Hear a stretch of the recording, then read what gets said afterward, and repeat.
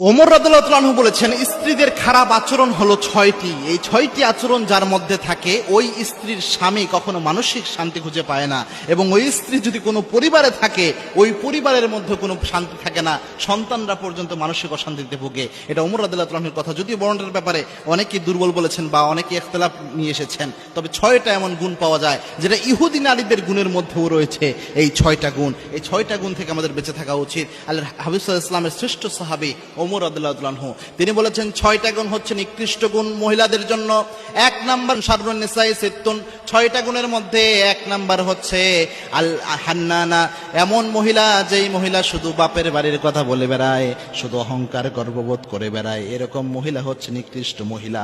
এরকম মহিলা আল হান্নানা, অর্থাৎ শুধু বাপের বাড়ির প্রশংসা করবে, সারাদিন বাপকে আর ভাইকে শুধু বড় বানাবে, আর স্বামীর বাড়িকে ছোট করবে, তুচ্ছ তাচ্ছিল্য করবে, গর্ববোধ করবে, অহংকার করবে। এরকম যে মহিলারা রয়েছে, এদের ব্যাপারে আল্লাহর হাবিব সাল্লাল্লাহু আলাইহি ওয়াসাল্লামের সাহাবী ওমর রাদিয়াল্লাহু আনহু সতর্ক করেছেন। তার মধ্যে হচ্ছে 1 নম্বর আল হান্নানা, 2 নম্বর হচ্ছে আন্নানা, অর্থাৎ এমন নারী, আনিন মানে হচ্ছে কান্না করে দেয়, অর্থাৎ কথায় কথায় কান্না করে দেয়, এরকম নারী।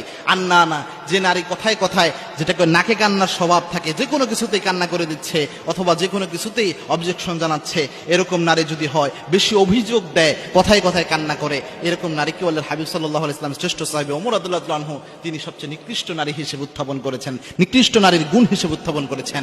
3 নাম্বার হচ্ছে আল মান্নানা, অর্থাৎ কোনো কাজ করলো অথবা কোনো উপকার করলো, এটা বারবার বলে বেড়ায় যে আমি অমুক কাজ করলাম, আমি এই কাজ করলাম।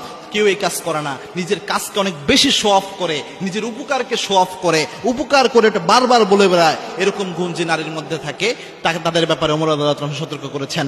4 নাম্বার হচ্ছে আল হাদ্দাকা, অর্থাৎ এমন নারী যে নারী অনেক লোভী, অনেক উচ্চাবিলাসী, অর্থাৎ আপনার সামনে এসে বলতেছে যে অমুককে অমুক জিনিসটা কিনে দেওয়া হয়েছে, মার্কেটে অমুক জিনিসটা এসেছে, অনেক উচ্চ জিনিসের লোভ তার মধ্যে বাসা বাঁধে, উচ্চ জিনিসের জন্য হাই হতাশ করতে থাকে। এরকম লোভী আচরণ যাদের মধ্যে রয়েছে, উচ্চা বিলাসী যে নারীরা রয়েছে, এদের ব্যাপারে ওমর রাদিয়াল্লাহু আনহু সতর্ক করেছেন। 5 নাম্বার আল বাররাকা, অর্থাৎ অতিরিক্ত সাজগোজ প্রিয় যে নারীরা, অর্থাৎ দেখবেন স্বাভাবিক মেয়ে মানুষ তো সেজে গুজে থাকবে, এটা একটা মেয়ে মানুষের ন্যাচারাল বৈশিষ্ট্য। এবং আল্লাহর হাবিব সাল্লাল্লাহু আলাইহি ওয়াসাল্লামের সামনে একবার এক মহিলা একটা চিঠি দিলেন না পত্র দিলেন, এরকম বর্ণনা এসেছে। আল্লাহর হাবিব সাল্লাল্লাহু আলাইহি ওয়াসাল্লাম দেখলেন তার হাতে কোনো মেহেদি নাই, আল্লাহর হাবিব সাল্লাল্লাহু আলাইহি ওয়াসাল্লাম রাগ করলেন যে কেন তুমি মেহেদি দিলে না। সুতরাং মেয়েরা ন্যাচারালি যে সাজটা সাজে এটা স্বাভাবিক ব্যাপার, কিন্তু কিছু মেয়ে আছে সারা দিনটা শুধু তার মাথায় সাজগোজ নিয়ে পড়ে থাকে, মার্কেটে কোন সাজগোজের জিনিসটা নতুন এসেছে, পার্লারে কয়দিন পরে যাওয়া হবে, যাওয়া হলো না হলো, এগুলো নিয়ে সারাদিন মেতে থাকে।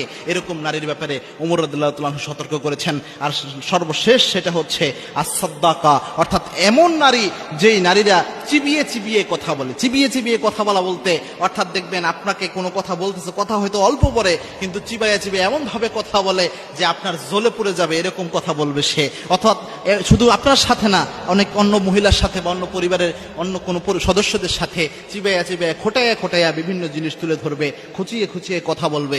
এরকম নারীর যদি কোনো বৈশিষ্ট্য থাকে, এই বৈশিষ্ট্যটা হচ্ছে সবচেয়ে খারাপ বৈশিষ্ট্য। এই 6টা বৈশিষ্ট্য থেকে আল্লাহ আমার মা বোনদেরকে হেফাজত করুন, আল্লাহুম্মা আমিন।